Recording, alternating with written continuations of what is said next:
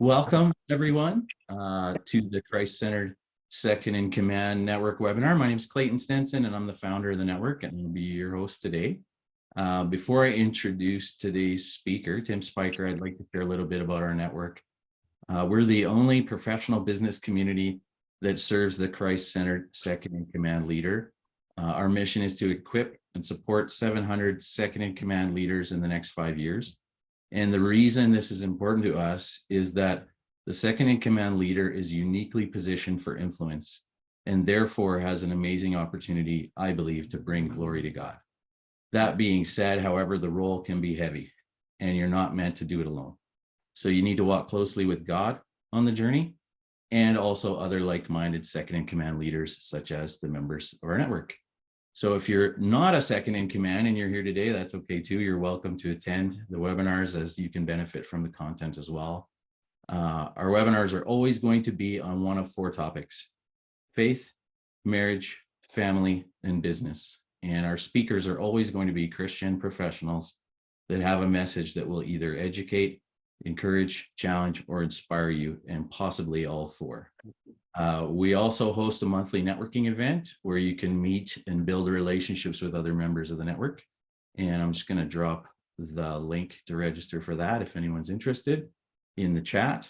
And so today, I'm also excited to announce that we're going to launch our free online community designed to add value to you on your journey as well.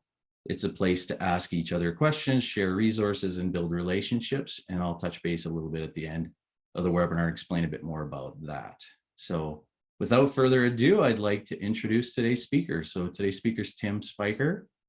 Tim is the founder of the Aperio and the Who Not What principle, a profound and research-based truth that has powered 15 years of leadership success.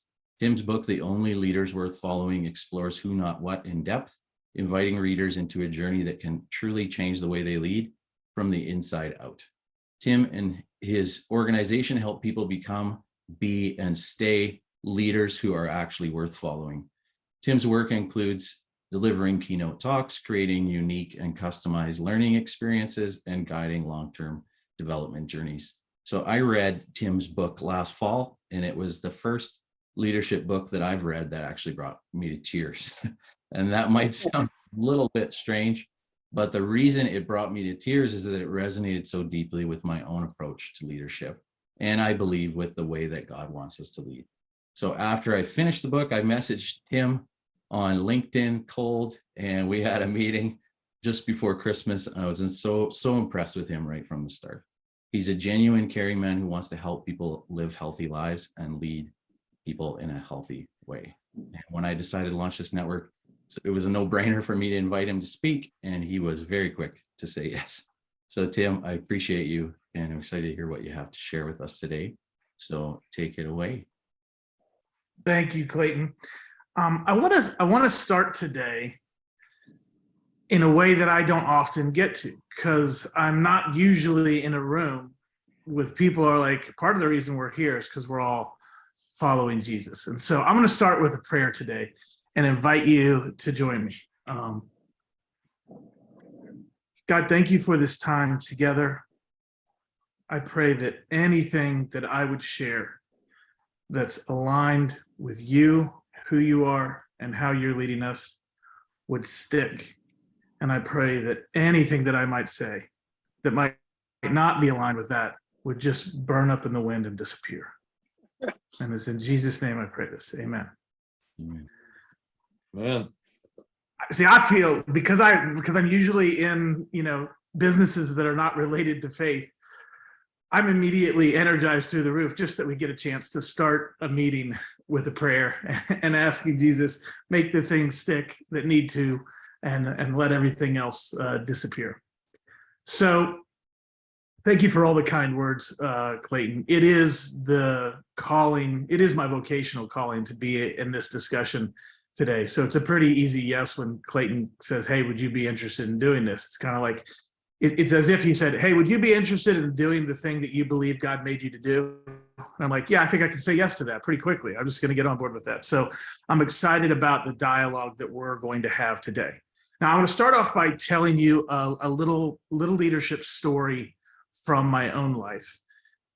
And this was a number of years ago. I was the liaison between a culture committee at an organization and the executive team. And my job was try to keep the culture committee moving the culture forward and kind of liaise with the executive team.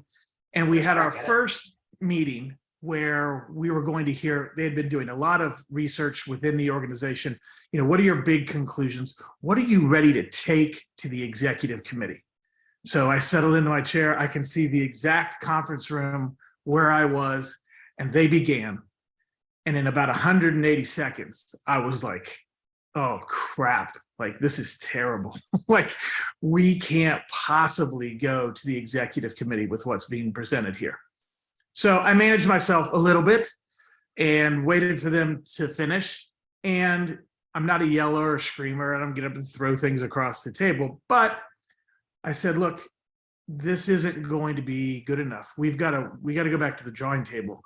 We need to do better if we're going to represent to the executive committee all this work that you've been doing over the course of the year. Now, to this day, I would tell you that that is the message that needed to be delivered. When we spare people the truth, then we spare them what they need to hear. But we know what Scripture says, and it is speak the truth in love. And what I can tell you is that I didn't do so well on the in love part. I may not have been yelling, I may not have been screaming, but I certainly was not being empathic to the people that were in the room. And one of the things to understand about this group, as in many organizations, is that they were doing this culture committee thing. Do you think that they were getting paid extra to be on the culture committee? No. Almost nobody gets paid extra to be on the culture committee. In fact, some of these folks were taking red eyes either to be in the meeting once a month or on the backside getting back to theirs. This was a construction company. So there were people burning the midnight oil, the candle at both ends, all those types of phrases you can think of, to do something that didn't pay them any extra, just made their life more difficult to make a contribution to the organization. And I will tell you that in the moment when I sat in that conference room, despite the fact that I'd spent 18 months with them to that point, I did not think about them really at all when I delivered the message. And so, yeah, the message needed to be said, but it could have been said in a winsome way. It could have been said in an empathic way. It could have even been said in a curious way. But instead, I will say, I kind of showed up as a refined toddler, essentially. Like, just imagine a baby going, wah! Like, that was basically how I responded. The rest of the story is that not long after that, a couple of the members of that culture committee who were well respected in the organization went around me to the executives and said, if this is how the culture committee is going to operate, I'm out. In other words, I don't want to follow that guy. And I spent the next year of my life there trying to recover with the relationships that I had violated and not been considerate of and not been thoughtful toward. And it took, as you know, it takes a very short period of time to do that damage, and it takes quite a long time to try to repair it. And so part of our discussion today is about how do we stay out of reactions in situations like that? How do we respond? How do we be thoughtful? How do we be great leaders even when pressure is high, results are low? How can we show up in such a way when things are really tough? And somebody would say the opposite of what they said about me that day. Said things are really hard and I want to follow that person. That person is worth following. So that's a little setup for today's conversation. And as I have shared a conversation, or a story, I should say, about episode in my leadership that I am not proud of, we're going to do a short exercise here where we're going to put you in a small group. Now, some of you are beginning to panic immediately because you're thinking, oh, wait a second. He's going to ask us to share a terrible story from our past. I am not. I'm not going to ask you to do that. Although now I should also recognize, I just want to say to the introverts in the group, this too shall pass, okay? So you're going to make it through this. It's not going to be horrible, but Clayton's going to split us up into groups of 3s and 4s. And I'm going to give you 10 minutes. And here's the question I would like you to discuss. I want you to talk about the best leader that you've ever had the opportunity to personally follow. And what I want you to do is I want you to reserve the last 2 minutes of that 10 minutes. So if you have 3 people, you can do the math. You've got 8 minutes divided by 3 or 4, whatever the case may be. In the last 2 minutes, here's your assignment. Find the commonalities between the very best leaders you've followed. So you're going to have 3 or 4 people that you talk about. And then your job at the end is to come up with a list of the qualities that are true between those people that you talk about. And you need to nominate a spokesperson because we want to hear briefly from each group when we come back from the breakout. So it's 10 minutes in the breakout. You're going to talk for 2 to 3 minutes, however the math works out, about the best leader you've ever personally had the opportunity to follow. So you get a chance to go into just a little bit of detail. And in the final 2 minutes, I want you to come up with a list of commonalities amongst the best leaders you've ever followed. All right. So Clayton, through the magic of technology, is going to click a button and everybody's going to be whisked away. So They should be going now. we're pregnant with anticipation, Clayton. Here we go. Through the magic, you guys have traveled across the world and the country in milliseconds, and now you're all back here. That's great. So I don't know if you remember the room numbers you were in, but I'm going to attempt to go through it like that. So who is our spokesperson from room number 1? Me, Ken Randus. All right, Ken. So here's the question, Ken.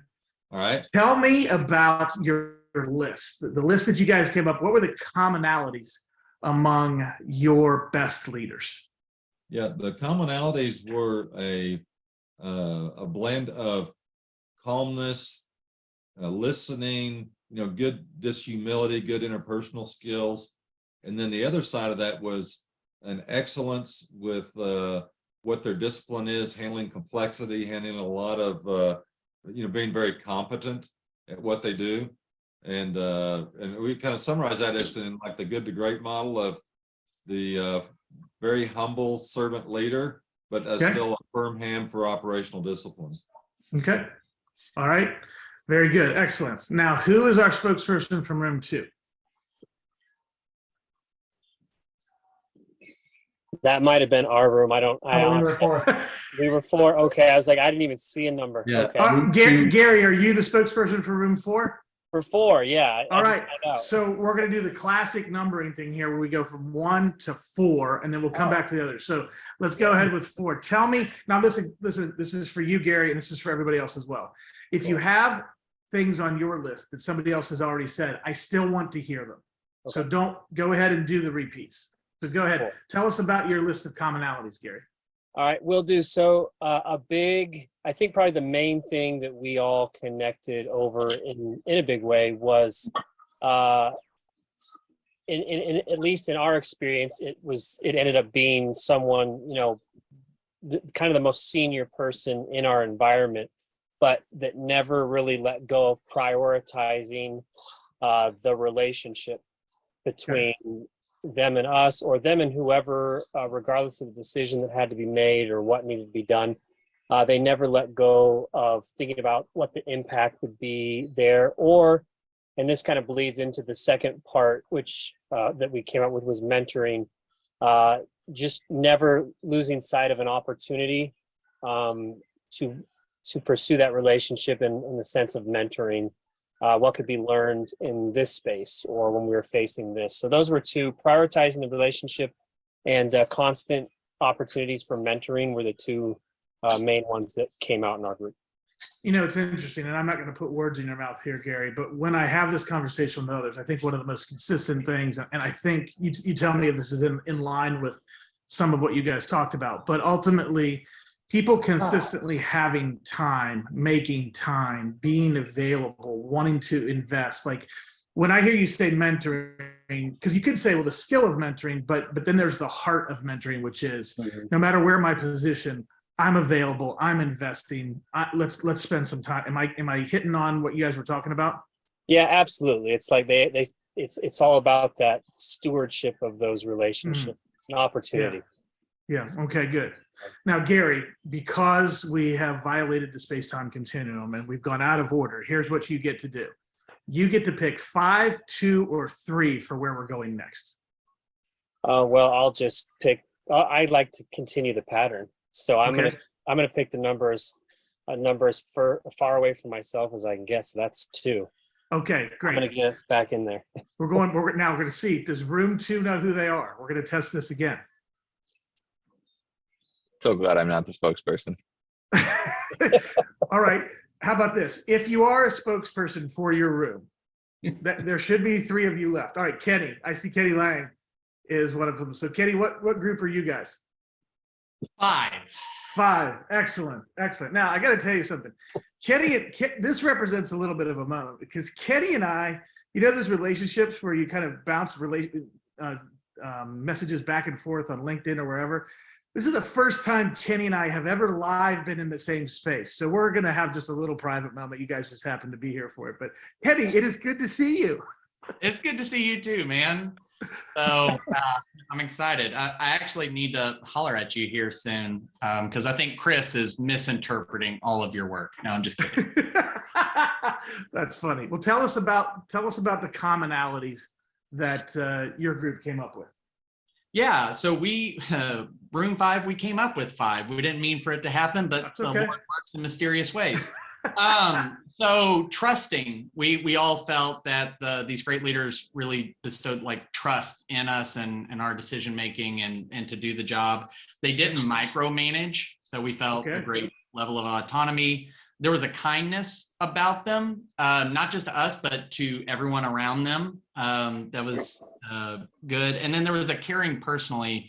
Jonathan said that really well, of just investing relationally, reaching out, checking on them. Like nobody felt like a widget or a cog. And we ended up coming up with this one, and you're probably going to dock us points, but we did say others focused. That is clearly cheating off the answers there. But no, that's fine. That's fine. When I hear this I want to go back to those first 2 for just a second. When you talked about trusted and not micromanaging. Mm-hmm. I want you to think just for a second about what lives behind somebody who is proactively extending trust and not micromanaging.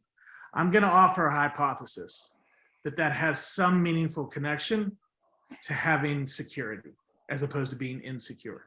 I think so many times micromanagement, not all the time, there are various reasons how we figure out to micromanage, but I think one of the major ones is a lack of security in setting, and we have to as leaders, right? We got to put our success in somebody else's hands, otherwise we're the bottleneck forever and ever. And so when I hear trusting and not micromanaging, I think back to, what drives that? What creates that? What causes that to be present? All right, Kenny, we're going to have to go to group 3, and so that group 2 can find out who they are by process of elimination. I think that's the only thing that we can do at this point. So who is the group 3 spokesperson? All right, Wes. Thanks, Tim. So our group seemed to have leaders that were quite different from each other, but we come up with 3 things that we think are very important. One of them is a positive attitude. So this person keeps the team energized. The second one has already been mentioned, which is giving people autonomy, not micromanaging them and empowering them. And the third one is accountability, making people accountable to what they're going to do. Okay, very good. Very good. All right. Now you can say Wes is a tactician. You notice like 1, 2, 3. I'm in, I'm out. You got it, on to the next one. So well done, Wes, on the, if we need to save time and get to the heart of the matter, I'm going to call on you later on. That was very good. All right.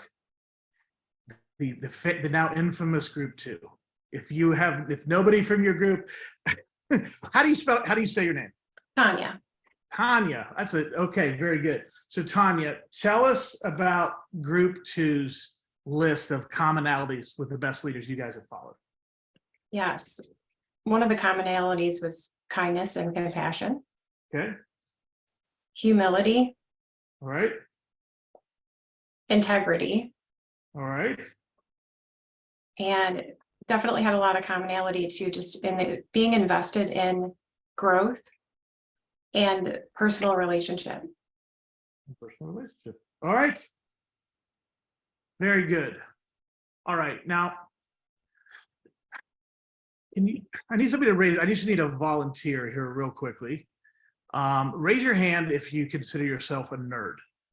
Let's see. Okay. All right. I saw Kenny, and Kenny, I believe you, but I'm gonna go with David. David. Now, not every nerd loves numbers, but I'm gonna ask you to do a little live math for us, David, okay? Which is a little bit unfair, I realize. But here's what I need you to do. I need you to divide 23 by 20. Sorry, I said it the wrong way. 20 divided by 23. What is that math? You want the exact number or approximate? Let's go to the thousandth point. I mean, we could do that. I'm an engineer, so I like to take it out a few decimals. Am I allowed to use a calculator, or do I actually? Oh yes, oh yes, yeah, please. Because please use a I calculator. am an accountant, but I can. Oh, probably tell you- perfect. I've asked the numbers guy. Great. 8.70. 0.870. I translated it when you said that. I said I bet he meant 0.870. All right. Yes, I All right. use the English there sometimes. No problem. All right. Now I'm going to come back to that number, 0.87, in just a moment. But I want to show you a little something just before we do. So I'm going to take you to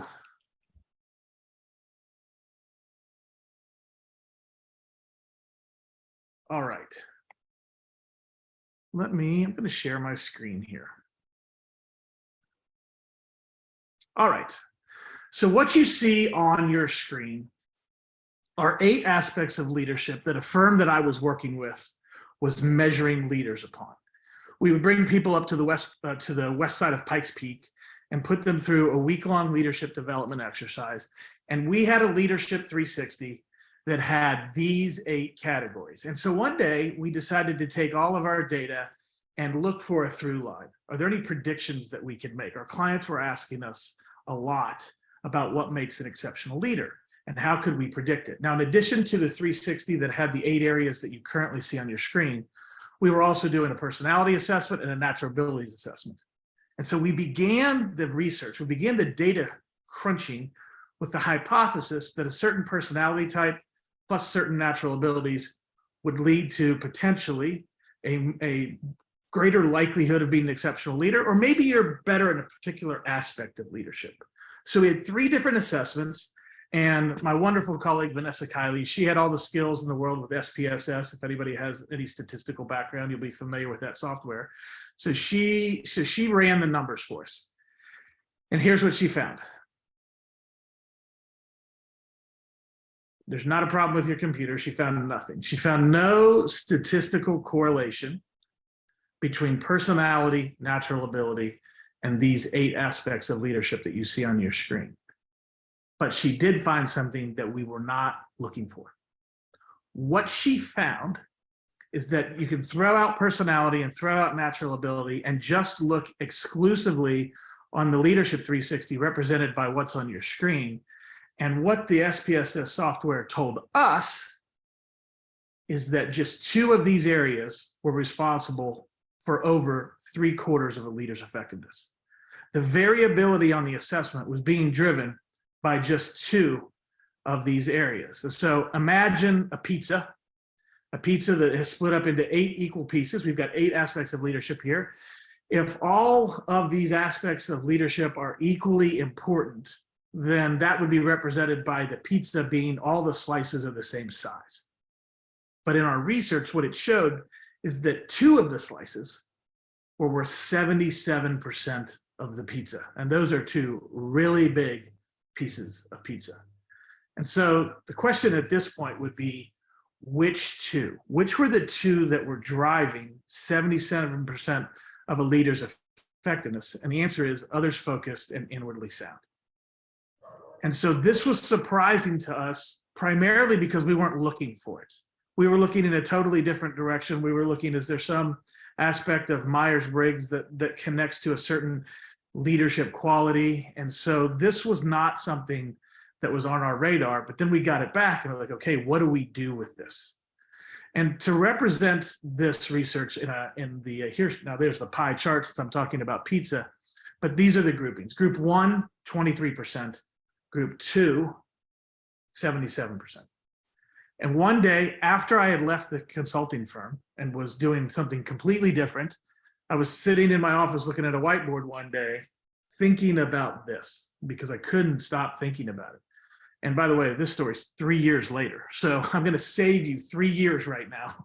And we're just going to get, we're going to get to the punchline here.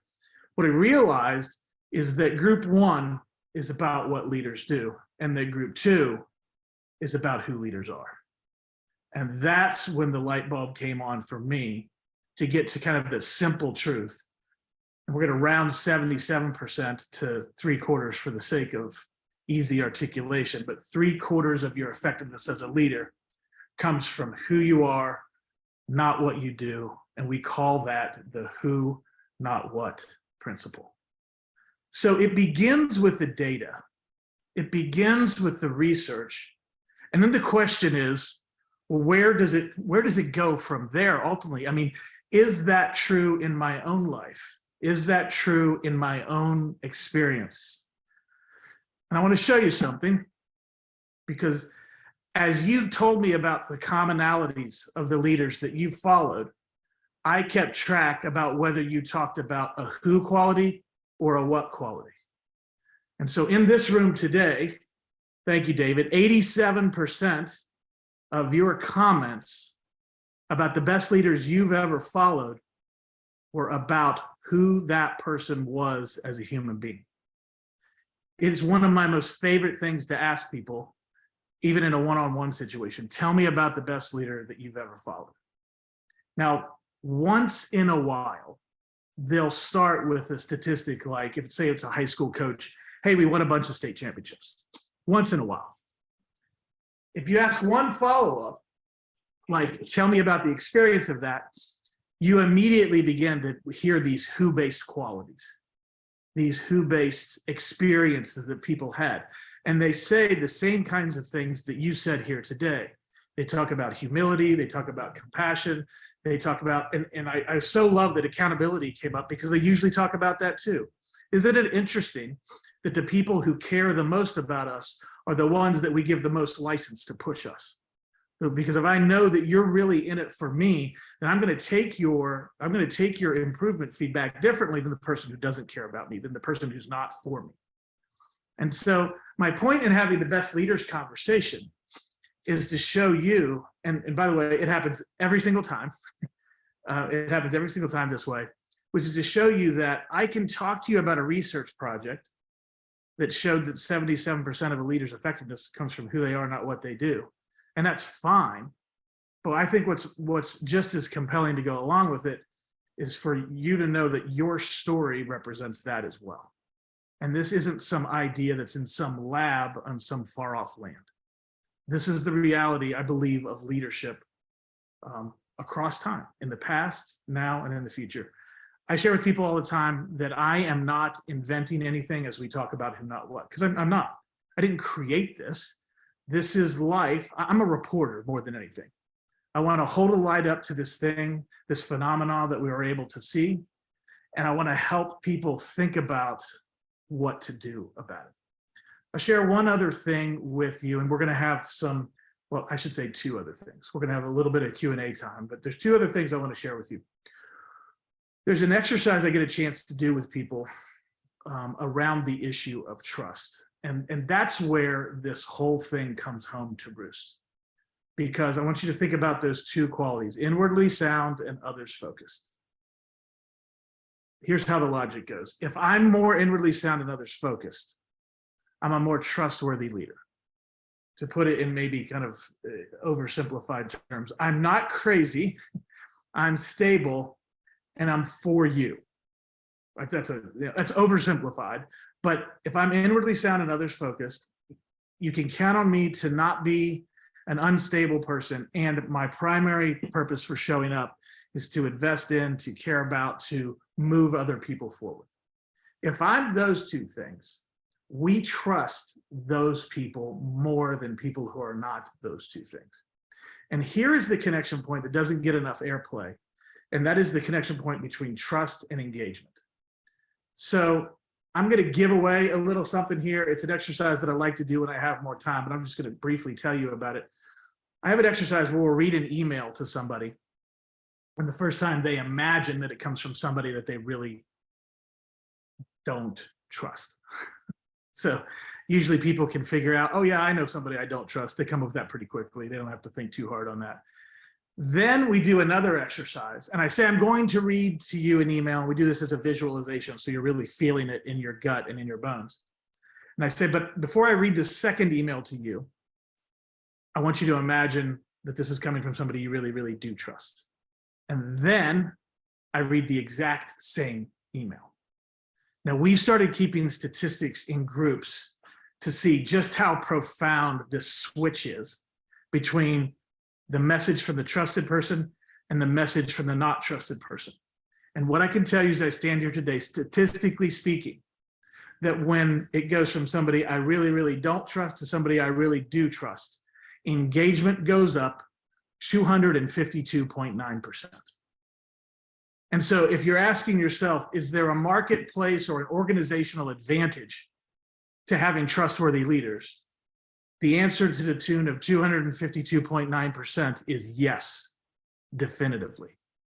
So now I'm drawing the connection point, because what I'm explaining here is, why does the who, not what principle exist? If I'm inwardly sound and others focused, then I'm more trustworthy. If I'm more trustworthy, that exercise I just explained explains why engagement goes up. And then there are over 300 studies worldwide. This is a fictitious arc here on the screen here. There are over 300 studies worldwide that show the connection between engagement and performance. And that one at some level is a little bit like, okay, no kidding. People that are more engaged do better work. But we have over 300 studies across the globe, across every level in an organization, across any demographic that you can imagine.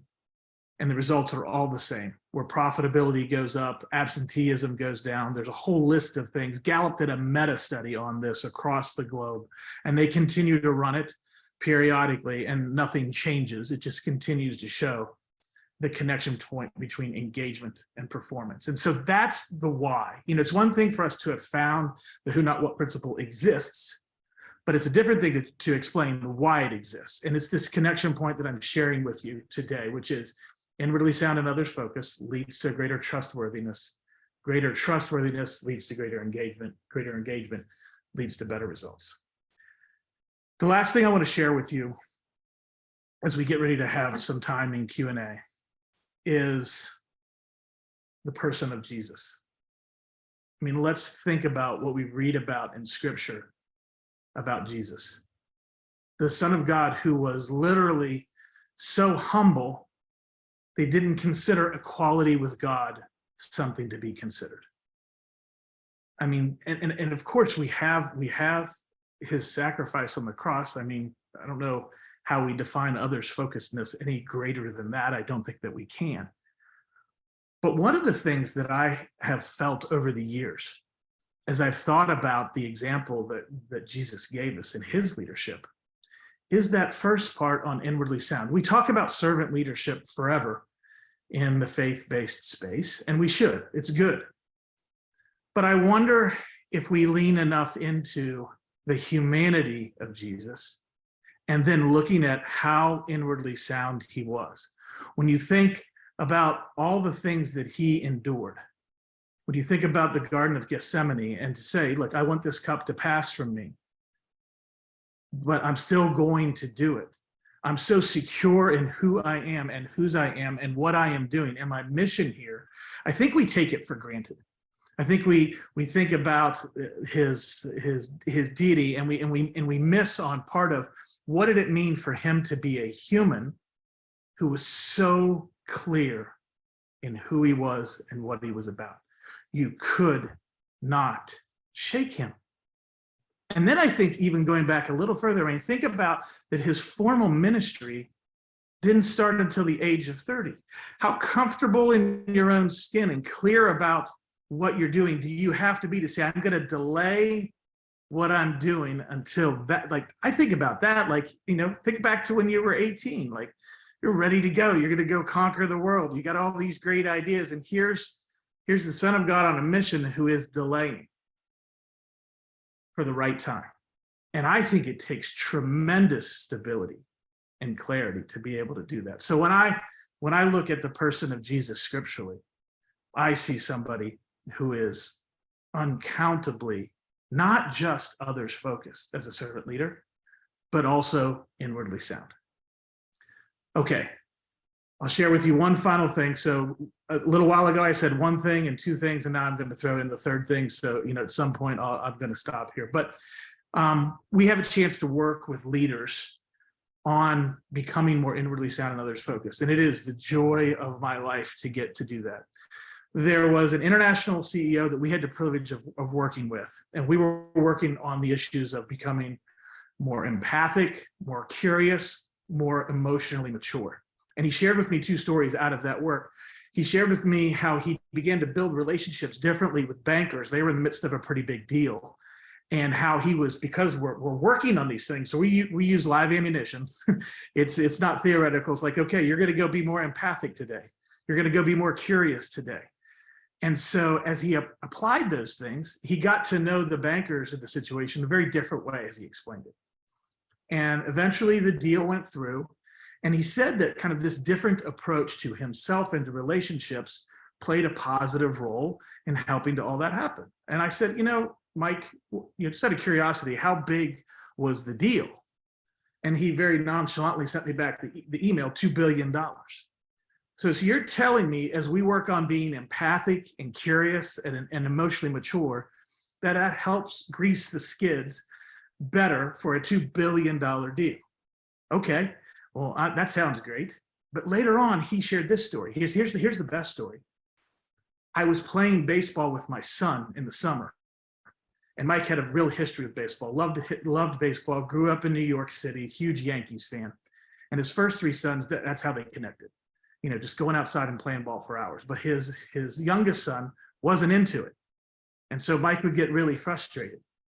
And so he would tell his son, like, if we don't practice for an hour, you're not going to get any better, and all the stuff that you would imagine that a father would be tempted to say. But as we're working on this, he decided, I'm going to take a different approach. I'm not going to engage with my son around my own emotional needs. I'm going to meet his emotional needs. And what that meant is they are only going to play 15 minutes at a time. And they played 15 minutes and his son would get bored and he'd go off. But what he found is when he came to where his son was, his son started turning around and coming back to him and saying, hey, Dad, can we play catch again? And so instead of these marathon sessions that Mike had with his other sons, he started having 2 and 3 times a day, little 15-minute sessions with his son. And while his son did get a lot better at baseball, that's not the point of the story. What Mike said to me, he said, in that summer,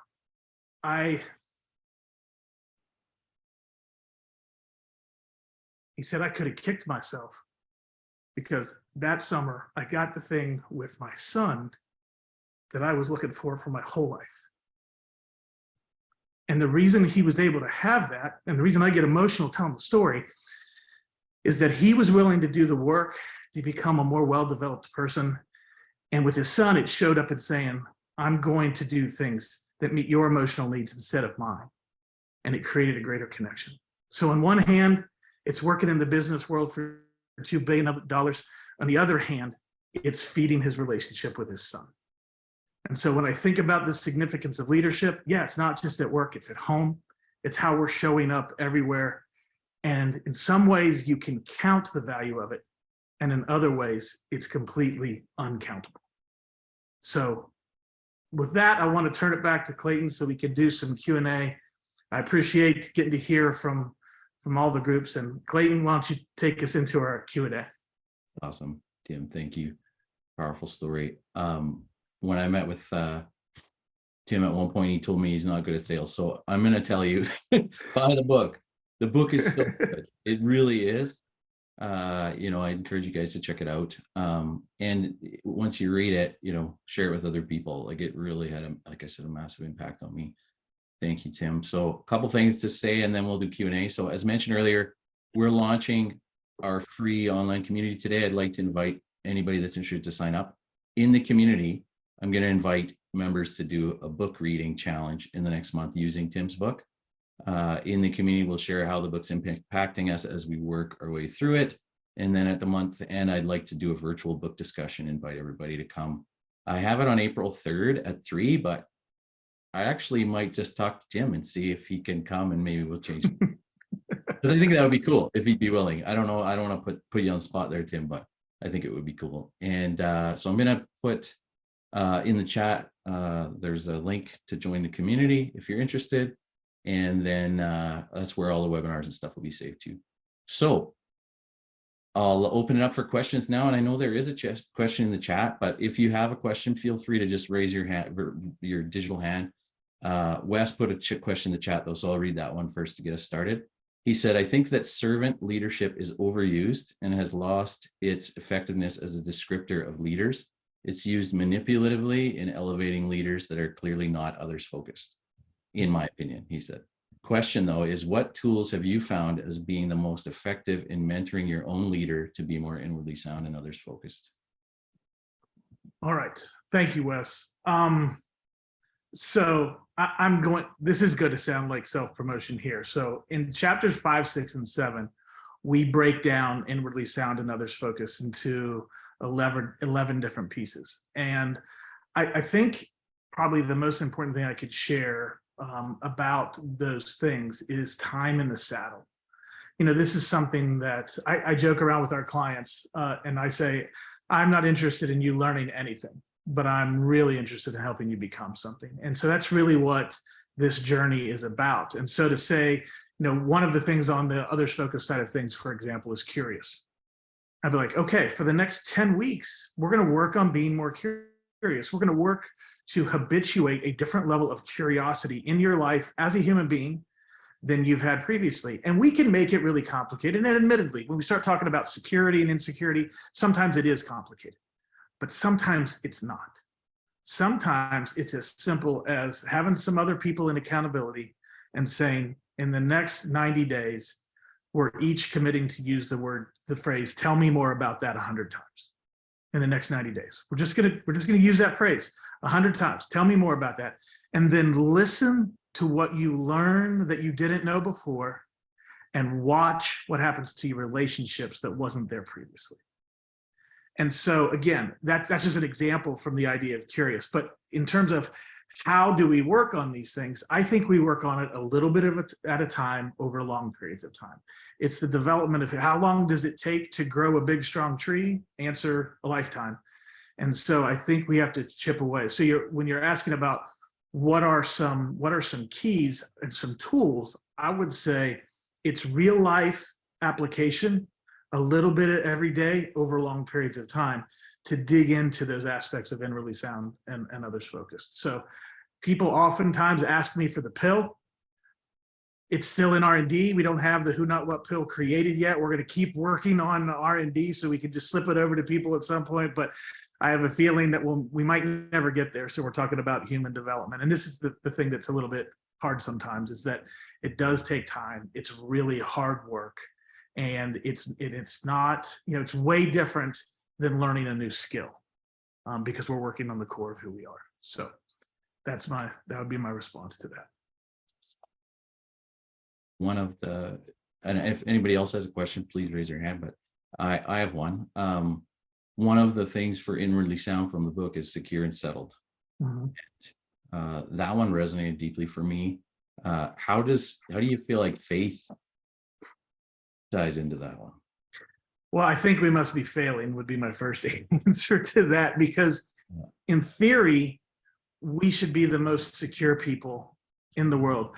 I'm completely forgiven it, and I know how the story ends. Like, why doesn't that make us more secure? And you know, the answer is we're flawed and we've got sin and we carry that around with us and it gets in the way. And so unfortunately, my answer is it should make a bigger difference than it does.